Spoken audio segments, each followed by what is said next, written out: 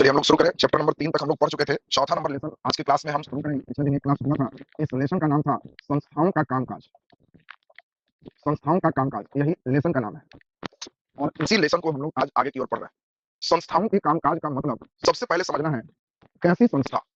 लोकतंत्र का मतलब कभी सिर्फ ये नहीं है कि जहां चुनाव होगा वही लोकतंत्र है। यहाँ लोकतंत्र का मतलब कभी संस्थाओं को भी समझना होगा। और पिछले क्लास में आपको हमने समझाया था कि लोकतंत्र के छत पर अगर हम लोग खूब एंजॉय कर रहे हैं, उछल कूद रहे हैं, तो इसके लिए इस लोकतंत्र के मकान के नीचे हम लोगों का 4 संस्था स्तंभ है। यही स्तंभ पढ़ना है, जिसमें एक स्तंभ को विधायिका कहते, एक को कार्यपालिका कहते, एक को न्यायपालिका कहते और लोकतंत्र के चौथे स्तंभ के रूप में प्रेस मीडिया को माना जाता है, ताकि वो सही खबर दिखा करके इन सभी स्तंभों को सही रख सके। और इसी क्रम में हम लोगों को सबसे पहला संस्था पढ़ना है और पहला नंबर हम लोग जो इसमें पढ़ेंगे वो होगा विधायिका। विधायिका, विधायिका के बाद तब कार्यपालिका, कार्यपालिका के बाद तब न्यायपालिका। ये तीनों सेक्शन हम लोग जैसे ही पढ़ेंगे वैसे ही चैप्टर आपका ये खत्म हो जाएगा। छोटा सा लेसन है। इसके बाद पांचवा और अंतिम लेसन आप लोग का चलेगा। अब इसमें बहुत इंपॉर्टेंट बात हम लोगों को समझना है कि इसमें विधायिका में हम लोग को आज के क्लास में बहुत इंपॉर्टेंट सेक्शन है और उस सेक्शन का नाम है केंद्र में संसद। केंद्र में संसद। राज्य में जब हम लोग चले थे तो राज्य में इसी का नाम आप देखे थे विधानमंडल। अब आपको हमने समझाया था कि संसद क्या है। तो संसद केंद्र सरकार के विधायी मंडल है। अब इसमें हम लोगों को ध्यान रखना है, आवाज बोलना ध्यान लीजिए। इसमें आवाज तो आप लोग का हमें लगता है सही जा रहा होगा। देखिए तो अब सही है तो ओके लिखिए। अंदर रहने से हो सकता है गड़बड़ है। आवाज सही जा रहा है तो ओके लिखिए। कुछ बच्चे आवाज का प्रॉब्लम बता रहे हैं। अब सही है तो ओके लिखिए। चलिए सही है ओके। चलिए ध्यान दीजिए, अंदर रहने से हो सकता है उसको दिक्कत होगा। चलिए तो इसमें हम लोगों को बात को समझना है, बहुत इंपॉर्टेंट बात। संसद क्या है? तो केंद्र सरकार का विधायी अंग है। केंद्र सरकार के विधायी अंग, विधायी का मतलब होता है कानून बनाने वाला अंग। आपसे क्वेश्चन पूछेगा केंद्र सरकार का विधायी अंग क्या है, तो आपको ध्यान रखना है कि केंद्र सरकार का विधायी अंग संसद है। अब ये केंद्र सरकार का विधायी अंग संसद है, तो बहुत इंपॉर्टेंट, संसद के कौन कौन अंग है? संसद मतलब क्या, कौन कौन? तो आपको पिछले क्लास में हम समझा चुके थे कि संसद का मतलब राष्ट्रपति, संसद का मतलब प्लस लोकसभा और संसद का मतलब प्लस राज्यसभा। ये तीनों ही संसद का अंग है। क्वेश्चन आपको देगा संसद का अंग कौन नहीं है? राष्ट्रपति, लोकसभा, राज्यसभा, इनमें से कोई नहीं। तो आंसर इनमें से कोई नहीं हो जाएगा। तीनों ही संसद का अंग है। राष्ट्रपति आपसे पूछा जाए किसका सदस्य होता है, लोकसभा का कि राज्यसभा का? जल्दी आंसर दो। राष्ट्रपति किसका सदस्य होता है, लोकसभा का कि राज्यसभा का? तो आंसर है राष्ट्रपति किसी भी सदन का सदस्य नहीं होता है। न तो लोकसभा का सदस्य होता है, न ही राज्यसभा का सदस्य होता है। किसी का सदस्य नहीं होता है, परंतु वो बैठक में भाग ले सकता है, बैठक को बुला सकता है। राष्ट्रपति को सर इसमें क्यों रखा गया? जब सदस्य ही नहीं है तो रखा क्यों गया? तो देखो, जब तक ये दोनों सदन, एक निम्न सदन है, एक उच्च सदन है, जब तक दोनों सदन किसी प्रस्ताव को पारित नहीं करेगा, एक सदन पास किया, दूसरा नहीं किया, दूसरा ने पास किया, पहला ने नहीं किया, तब तक वह विधेयक नहीं बनेगा। जब दोनों सदन से पास हो जाएगा तो वह विधेयक कहलाएगा। विधेयक का मतलब है कि विधायी अंग लोकसभा और राज्यसभा दोनों पारित कर दिया है। विधेयक को राष्ट्रपति के पास भेजा जाता है। जब तक राष्ट्रपति हस्ताक्षर नहीं करेगा तब तक यह अधिनियम नहीं बनेगा। अधिनियम का मतलब होता है लॉ, अधिनियम का मतलब होता है एक्ट, अधिनियम का मतलब होता है विधि, कानून। तब तक कानून नहीं बनेगा विधेयक जब तक राष्ट्रपति हस्ताक्षर न कर दे। इसीलिए हम लोग चले कि ये केंद्र सरकार के जो विधायी अंग है उसके 3 पार्ट हैं, क्योंकि ये दोनों दस्तखत पूरे पारित भी कर दे तो वो विधेयक है, अधिनियम नहीं। अधिनियम तब बनेगा जब राष्ट्रपति उस पर हस्ताक्षर कर दे कि गुड हम सहमत हैं, तब अधिनियम बन जाएगा। तो विधेयक और अधिनियम में आपने अंतर सीखा। अधिनियम बनने के लिए जरूरी है, इसीलिए संसद का तीनों अंग माना जाता है। अब पिछले क्लास में हम लोग जो देख रहे थे, आज के क्लास में इसको कंटिन्यू करें। हम लोग चल रहे थे 2 सदन, एक था हमारा लोकसभा और दूसरा था हमारा राज्यसभा। इसी के बारे में डिटेल चल रहे थे। हम लोग एक-एक करके गुण चल रहे थे और हम चाहते हैं कि आज इसको कंप्लीट करें। तेजी में सारे बच्चे समझें इसका अन्य नाम क्या है। तो हमने आपको बताया था लोकसभा को लोअर हाउस, निम्न सदन के नाम से जानते हैं और राज्यसभा को अपर हाउस, उच्च सदन के नाम से जानते हैं। उच्च सदन के नाम से क्यों जानते हैं? क्या ये सही में उच्च है? तो नहीं, इसको कभी भंग नहीं किया जा सकता, इसीलिए उसको उच्च सदन के नाम से जानते हैं। इसमें लोकसभा में कौन से प्रतिनिधि होते हैं? तो इसमें भारत के लोग का प्रतिनिधि है। भारत के लोग का प्रतिनिधि का मतलब है कि इसमें लोगों के द्वारा डायरेक्ट रूप से सदस्य चुने जाते हैं। सांसद का चुनाव हो रहा है तो जनता लोग, नागरिक लोग डायरेक्ट इसको चुनते हैं। लेकिन राज्यसभा में हम लोग डायरेक्ट नहीं चुनते हैं। इसमें संघ एवं राज्य क्षेत्र जो है, ये क्षेत्र के जो विधायक लोग हैं, ये संघ का मतलब केंद्र शासित प्रदेश और ये राज्य क्षेत्र, इसके जो विधायक हैं विधानसभा के, उनके द्वारा राज्यसभा के सदस्य चुने जाते हैं। इसमें हम लोगों की डायरेक्ट लोगों की सहभागिता नहीं, प्रतिनिधियों के द्वारा इनके प्रतिनिधि चुने जाते हैं। दोनों में देखो बहुत अंतर होगा। आपको हमने समझाया था सदस्य संख्या, ये आपके लिए बहुत इंपॉर्टेंट क्वेश्चन है। 2 बात है, लोकसभा में अधिकतम सदस्य की संख्या कितनी हो सकती है और राज्यसभा में अधिकतम सदस्य की संख्या कितनी हो सकती है? तो पिछले क्लास में सारे बच्चे देख चुके थे, लोकसभा में अधिकतम सदस्य की संख्या 552 हो सकता है। मैक्सिमम पूछेगा तो 552 और राज्यसभा में मैक्सिमम तो 250 हो सकते हैं। देखो शब्द पे ध्यान रखना है, मैक्सिमम, तो ये ध्यान रखना है 552। ये 552 कैसे आता है? तो ये आपको भी ध्यान रखना है, राज्य से अधिक कितने हो सकते हैं? जल्दी बताओ, लोकसभा में राज्य से अधिक कितने सदस्य हो सकते हैं? तो ध्यान रखना 530, केंद्र शासित प्रदेश से 20, 2 एंग्लो इंडियन जिसको समाप्त किया गया है। ये आपको कभी-कभी राज्य से, एक केंद्र शासित प्रदेश से, एक एंग्लो इंडियन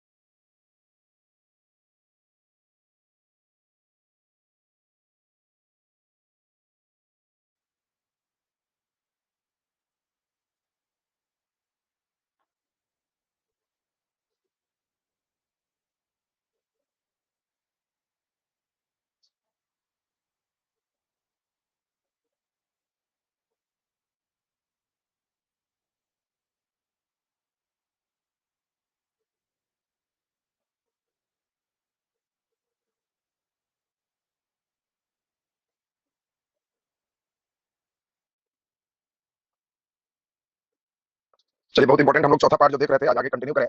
इस पाठ में हम लोग देख रहे थे संस्थाओं का कामकाज। संस्थाओं का कामकाज बहुत ही अच्छा लेसन है और इस लेसन को हम खूब बढ़िया से डिटेल गहराई में आपको पढ़ाएंगे। संस्थाओं के कामकाज में आपको हमने समझाया था कि संस्था को 4 भागों में बांटे थे। एक का नाम था विधायिका, इनका काम था नियम कानून बनाना। इनको जो सही लगे, जो गलत लगे, एक किसी भी चीज को ये कह सकते हैं शराब पीना अपराध है तो है, ये कह सकते हैं शराब पीने वाले के मकान जब्त होंगे तो हो जाएंगे। यही कुछ साल बाद कह सकते हैं कि शराब सही है, पी सकते हैं तो पी सकते हैं। को विधायिका कहते हैं। जो कानून बना है उसको लागू करने वाले को कार्यपालिका कहते हैं और उसी के अनुसार से न्याय देने वाले को न्यायपालिका कहते हैं। और लोकतंत्र के यही 3 स्तंभ, इसी को कहा जाता है शक्ति पृथक्करण। शक्ति पृथक्करण कि जो पावर पहले एक जगह केंद्रित था, उस पावर को हम लोग पृथक्करण का मतलब अलग कर दिए और ये शक्ति पृथक्करण का सिद्धांत किसने दिया? मॉन्टेस्क्यू ने।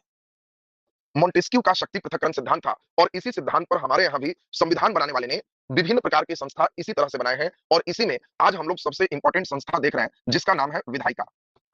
विधान बनाने वाली संस्था ये विधायिका है और इस संस्था के अंतर्गत हम लोग पिछले क्लास में पढ़ना शुरू किए थे जिसका नाम था संसद। संसद का मतलब हमने बताया था कि यही कानून बनाने का ये सर्वोच्च संस्था राष्ट्रीय स्तर पर है और संसद में हमारे 3 शामिल होते हैं। एक है राष्ट्रपति, एक थे लोकसभा और दूसरे थे राज्यसभा। ये हमने आपको बताया था कि संसद के 3 अंग हैं, राष्ट्रपति, लोकसभा, राज्यसभा। राष्ट्रपति किसी भी सदन में सदस्य नहीं होते, फिर भी इनको इसीलिए रखते हैं क्योंकि दोनों सदन में कोई भी विधेयक पारित होगा तो ये विधेयक तब तक अधिनियम नहीं बनेगा जब तक राष्ट्रपति का हस्ताक्षर ना हो जाए। यानी विधेयक विधिनियम को हम लोग विधेयक को अधिनियम बनने के लिए, अधिनियम का मतलब लॉ है, नियम है, किसी भी विधेयक को अधिनियम बनाने के लिए राष्ट्रपति का सिग्नेचर आवश्यक है। अब इसी में हम लोगों को बहुत इंपॉर्टेंट बात पे अब चलना है कि इसमें संसद के पार्ट का जो सेक्शन है उसको हम लोग कंप्लीट करेंगे। तो देखिए, संसद में आपको हमने समझाया था कि एक थे लोकसभा और दूसरे थे राज्यसभा। आज के क्लास में इन दोनों को हम पूरा कंप्लीट करेंगे। उसके बाद अगले क्लास में कार्यपालिका में मुख्य रूप से प्रधानमंत्री और राष्ट्रपति को हम लोग बढ़िया से समझेंगे, तब न्यायपालिका होगा, कंप्लीट हो जाएगा। इसमें लोकसभा और राज्यसभा में सबसे पहला हम लोग देखे थे कि लोकसभा को ही निम्न सदन के नाम से जानते हैं, लोअर हाउस कहते हैं और राज्यसभा को उच्च सदन कहते हैं। ऐसा हमने बताया था कि ये नहीं है कभी भी समझना कि राज्यसभा सही में सर्वोच्च अधिकार रखता है जिसके कारण उच्च सदन कह रहे हैं, ऐसा नहीं। फिर ये उच्च सदन कहने का कारण क्या है? तो कहने का कारण आप सभी लोग जानते हैं कि लोकसभा को भंग किया जा सकता है लेकिन राज्यसभा कभी भी भंग नहीं होता है। हमारे यहाँ राज्यसभा कभी भंग नहीं होती। लोकसभा का एक कार्यकाल निश्चित है कि शपथ ग्रहण जिस दिन होगा, शपथ ग्रहण से 5 वर्ष तक इसका कार्यकाल है। 5 वर्ष जैसे ही पूरा होगा, लोकसभा ऑटोमेटिक भंग हो जाएगा। या उसके पहले भी अगर प्रधानमंत्री को लोकसभा में विश्वास मत ना रहे, तो उसके पहले भी राष्ट्रपति इसको भंग कर सकते हैं। अगर कभी भी ऐसा हो गया कि 5 साल का लिमिटेशन है, हमारे देश में कोई आपदा आ गया, आपातकाल की घोषणा हो गई, तो अधिक से अधिक इसको 1 साल तक बढ़ा सकते हैं। आपातकाल खत्म होने के बाद तो 6 महीना से ज्यादा नहीं बढ़ा सकते। और ये जो देख रहे हैं, ये सारा लोकसभा का लिमिटेशन है। शपथ ग्रहण के 5 साल बाद ऑटोमेटिक डिसॉल्व होना, पहले भी डिसॉल्व होगा। देश में आपातकाल इमरजेंसी भी लागू होगा तो अधिक से अधिक 1 साल और बढ़ेगा, उससे ज्यादा नहीं।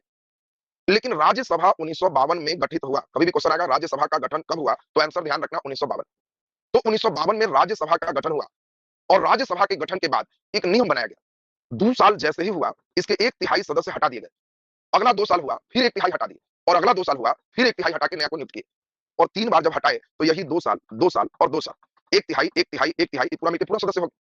मतलब समझ लो, मान लो 9 सदस्य, तो 9 सदस्य ज्वाइन हुआ, तो 2 साल बाद इस 9 में से हम लोग 3 सदस्य को हटा के 3 नया को ज्वाइन करवा दिए। तो 9 का 9 रह गया लेकिन 3 ऑटोमेटिक हट गया, वो कोई रहे। अगला 2 साल जैसे ही हुआ, फिर 3 जो पुराने वाले थे उनको हटा के 3 नया ज्वाइन करा दिए।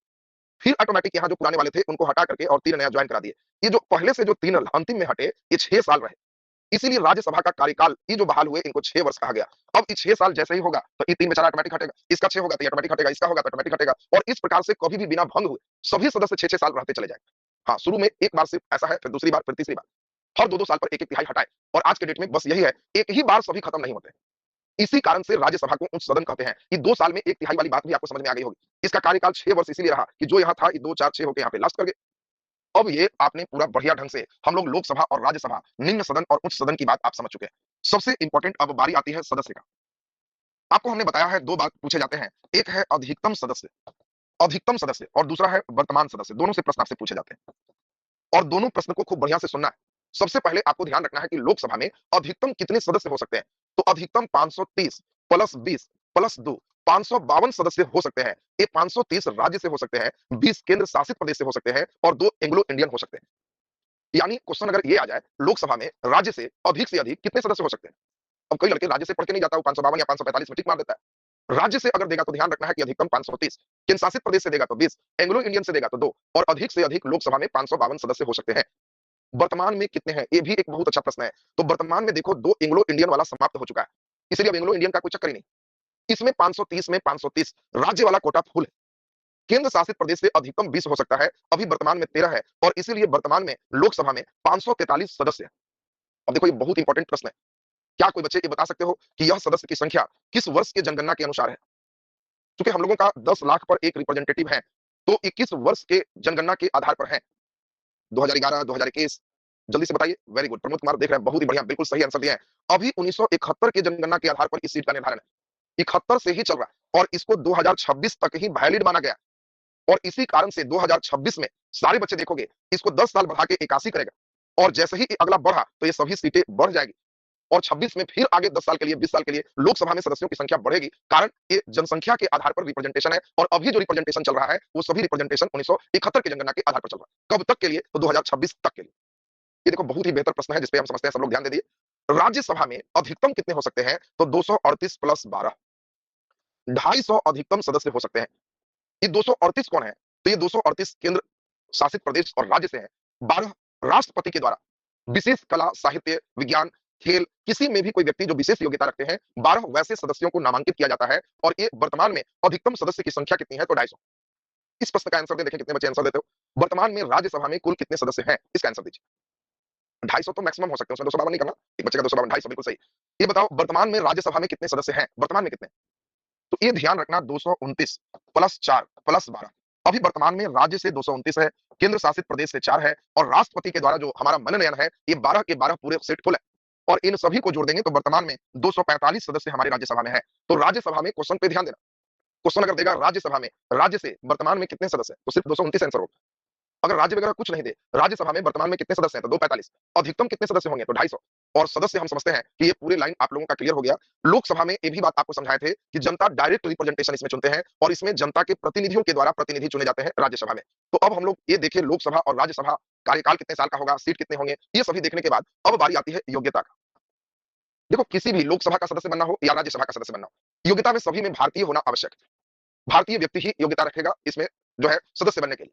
भारतीय के साथ साथ कोई उम्र का लिमिटेशंस नहीं है, कोई क्वालिफिकेशन का लिमिटेशंस नहीं है, लेकिन यह है कि लाभ पद पर नहीं होना चाहिए। लाभ का पद का मतलब जहां नौकरी कर रहा है उससे पेमेंट मिले, वो लाभ का पद है। हाँ, लाभ पद में कई नौकरी नहीं भी रखे गए हैं, जैसे आपको जान के आश्चर्य होगा, प्रोफेसर, लेक्चरर लाभ पद नहीं। कोई व्यक्ति प्रोफेसर होते हुए बिना नौकरी छोड़े हुए इसको ज्वाइन कर सकता है, वो लाभ का पद नहीं। अब कई ऐसे पद जो भी पेमेंट्स मिल रहा है वो पद छोड़ना होगा, हाँ, रिजाइन दे करके आप उसको कर सकते हैं। इसके बाद बहुत इंपॉर्टेंट बात देखें, कोई व्यक्ति अगर दिवालिया घोषित हो, संपत्ति कंगाल, इतना लोन लिया कि बैंक उसको दिवालिया घोषित कर दिया कि इसके पास अब मकान गिरवी रखने के लिए भी नहीं है, दिवालिया, तो वो कभी भी जिंदगी में लोकसभा राज्यसभा का सदस्य नहीं बन सकता। मानसिक विकृत हो, डॉक्टर बोले कि अभी पागल है, सर्टिफिकेट उसका मिले पागल वाला, तो वो भी लोकसभा राज्यसभा का सदस्य नहीं बन सकता। और वर्तमान में बहुत नियम टाइट किया गया, जिसको भी न्यायालय से 2 वर्ष का सजा मिल चुका है, वो व्यक्ति लोकसभा और राज्यसभा का सदस्य नहीं बन सकता। ऐसे सजा वाले लोग अब अपनी पत्नी को इलेक्शन में खड़ा कर दो, क्योंकि स्वयं खड़ा नहीं हो सकते। अपराध, ये राजनीति के अपराधीकरण जो चल रहा था बीच में, उसी को रोकने के लिए चला कि 2 साल जिनको भी सजा मिल चुका है, अब कोई भी रहे, किसी पे मर्डर केस है, वो सदस्य बन सकता है तब तक जब तक उसको सजा न मिल जाए, तब तक जब तक वह दोषी करार न हो जाए। अगर वो सदस्य बन भी चुका है और कोर्ट में केस चल रहे हैं और कोर्ट ने दोषी करार देते हुए सजा दे दिया, तो उनको अपनी सदस्यता से त्यागपत्र देना होगा। तो ये अपराधीकरण के लिए बहुत बड़ी बात है, 2 साल सजा वाला, ये भी ध्यान रखना। लोकसभा के सदस्य के लिए कम से कम उम्र 25 वर्ष होना आवश्यक है, जबकि राज्यसभा के लिए 30 वर्ष होना आवश्यक है। ये दोनों स्टेप बहुत इंपॉर्टेंट है जो दिमाग में आपको सेट रखना। कभी भी हम योग्यता बोले तो आपको ध्यान रखना है कि लोकसभा के सदस्य बनने के लिए न्यूनतम आयु 25 साल, अधिकतम 99 हो जाए, 100 हो जाए, कोई बात नहीं। राज्यसभा के सदस्य बनने के लिए इसमें भी न्यूनतम आयु 30 वर्ष। अब बहुत इंपॉर्टेंट हम लोग देखें, इसके बाद हम लोगों को यह ध्यान रखना है कि अब इसकी अध्यक्षता कौन करता है। तो लोकसभा की अध्यक्षता लोकसभा अध्यक्ष करते हैं और लोकसभा अध्यक्ष का जो चुनाव है, ये चुनाव लोकसभा अध्यक्ष के लिए सभी लोकसभा के सदस्य बहुमत द्वारा अध्यक्ष चुनते हैं। अध्यक्ष समझो just like as a teacher है लोकसभा, किसको कब बोलना है, किसको बैठना है, किसको कब क्या करना है, सब अध्यक्ष डिसाइड करेगा। लोकसभा अध्यक्ष को अगर यहाँ बहुमत है तो 14 दिन पूर्व नोटिस देकर के इनको हटा सकते हैं। इसमें राज्यसभा में एक प्रश्न इंपॉर्टेंट है, राज्यसभा के अध्यक्ष के रूप में किसी का चुनाव नहीं होता है। हमारे देश के उपराष्ट्रपति ही ये ऑटोमेटिक राज्यसभा के अध्यक्ष होते हैं। इसमें एक चीज बहुत इंपॉर्टेंट ध्यान रखना है, राज्यसभा के सभापति कौन होते हैं, तो आंसर उपराष्ट्रपति हो जाएगा। अब इसमें बहुत अच्छा ये प्रश्न आपको ध्यान देगा कि राज्यसभा में सभापति कौन होते हैं, तो आंसर हो जाएगा उपराष्ट्रपति, लेकिन लोकसभा में उपराष्ट्रपति नहीं। इन दोनों की यह भी ड्यूटी है कि कम से कम लोकसभा या राज्यसभा में कोरम पूरा होगा तभी बैठक होगी। कोरम कहते हैं कुल सदस्यों का 1/10 भाग प्रेजेंट होना चाहिए। ऐसा नहीं कि 5 सदस्य आए और बैठक शुरू हो जाएगी। 250 सीट है तो 25 व्यक्ति हैं तो कोरम पूरा है तो आगे सिस्टम चलेगा, कोरम पूरा नहीं है तो सिस्टम नहीं चलेगा। इसके बाद बहुत इंपॉर्टेंट हम लोग बात देखें शपथ का। शपथ में हम लोग देखें तो लोकसभा के सदस्य या राज्यसभा के सदस्य या मंत्री या प्रधानमंत्री, इस सब को शपथ राष्ट्रपति दिलवाते हैं या उनके द्वारा नियुक्त कोई व्यक्ति दिला सकता है। ये बात आपको बिल्कुल दिमाग में एकदम सेट करना था। अब आपको एक बात हम लोग छोटा सा डिस्कशन कर दें, लोकसभा और राज्यसभा में श्रेष्ठ कौन है। तो कई मायने में अपना-अपना दोनों का महत्व है। केवल राज्यसभा को ही श्रेष्ठ नहीं कहेंगे, कुछ मामले में लोकसभा सबसे ऊपर है। जैसे प्रधानमंत्री, किसी भी सदन का सदस्य हो सकता है। प्रधानमंत्री यहाँ का भी हो सकता है, यहाँ का भी हो सकता है। लेकिन पीएम वही बनेगा जिसको लोकसभा में बहुमत हो। राज्यसभा में बहुमत होना आवश्यक नहीं है, सदस्य हो सकता है। दूसरा, अगर कोई विधेयक यहाँ से पारित है और राज्यसभा में गया, राज्यसभा उससे सहमत नहीं है, तो कोई बात नहीं है। उसके लिए राष्ट्रपति के द्वारा संयुक्त अधिवेशन बुलाया जाएगा। और आप सारे बच्चे समझ गए, जैसे ही हमारा संयुक्त अधिवेशन होगा, तो संयुक्त में दोनों मिलकर बैठक करेंगे। और दोनों मिलकर बैठक का मतलब समझ रहे हो, लोकसभा में 543 मेंबर, राज्यसभा में मेंबर बेचारे का 245। ये अब दोनों मिलकर बैठक करेंगे और कहेंगे बहुमत से प्रस्ताव होगा। मतलब सीधा-सीधा इशारा है, सीधा-सीधा इशारा है कि लोकसभा जो चाहेगा वही होगा। बहुत इंपॉर्टेंट है, कोई भी विधेयक धन विधेयक है कि नहीं, ये लोकसभा अध्यक्ष तय करता है। कोई बच्चे जानते हो धन विधेयक अनुच्छेद कितने में है? जल्दी से बताओ। धन विधेयक की चर्चा अनुच्छेद कितना में है? जल्दी से आंसर दो। धन विधेयक अनुच्छेद कितना में है? तो दोनों बात आपको बिल्कुल एकदम क्लियर रखना है। धन विषय बिल्कुल सही है। धन विधेयक अनुच्छेद 110 में है। इसी में आगे हम लोग पढ़ेंगे कि कोई भी हमारा जो है बजट, बजट शब्द हमारे संविधान में नहीं है, लेकिन बजट ये अनुच्छेद 112 में है। आय व्यय का लेखा जोखा प्रस्तुत करें। और ध्यान में सेट करना है, जब हम कहें बजट, तो आप कहना कि बजट में हिसाब देना होता है। और बजट जैसे ही बोले तो कहना एक-एक करके हिसाब दो, एक-एक करके हिसाब दो, बजट हो जाएगा। बजट माने एक-एक करके हिसाब दो, ये बजट हो गया। और एक-एक करके जीरो हो गया तो ये धन है। ध्यान में सेट करना है, एक-एक करके जीरो तो कहना कि सब एक दिन धन यहीं रह जाएगा, आदमी ऊपर चला जाएगा, ये धन है। और एक-एक करके हिसाब दो तो ये बजट। अब इसमें बिल्कुल बहुत इंपॉर्टेंट बात समझें, कोई विधेयक धन विधेयक है कि नहीं, ये लोकसभा अध्यक्ष तय करते हैं। और अगर वो धन विधेयक है तो सिर्फ लोकसभा में ही पहले आएगा, बाकी कोई विधेयक किसी में पहले आ सकता है। धन विधेयक सिर्फ इसमें आएगा। और अगर ये पारित है तो राज्यसभा को रोकने का भी अधिकार नहीं है। 14 दिन के अंदर इसको पारित कर देना है, और नहीं तो स्वतः पारित माना जाएगा। अब इन सभी बातों से हम लोग सीधा-सीधा समझ गए कि अगर हम कहें कि विशेष सर्वोच्च अधिकार क्या राज्यसभा को है, नहीं, लोकसभा को ही ज्यादा अधिकार है। इसमें बुद्धिजीवी लोग को ही ज्यादा रखे जाते हैं, ताकि ये सलाह दे सके, वर्क कर सके, जनता से डायरेक्ट चुन के ये आते हैं। अब ये था पूरे हमारा विधायिका सेक्शन आपको पढ़ना। अब इसी में हम लोग का पढ़ना है कार्यपालिका। और कार्यपालिका में प्रधानमंत्री और राष्ट्रपति 2 पद आपको पढ़ना है। तो कल के क्लास में हम लोग ये दोनों देखेंगे। उसके बाद न्यायपालिका कंप्लीट हो जाएगा, तब क्वेश्चन चलेंगे। उसके बाद अंतिम लेसन है, हम लोग आराम-आराम से इस सेक्शन को वर्क करेंगे। आज से इकोनॉमिक्स का क्लास भी एनसीईआरटी का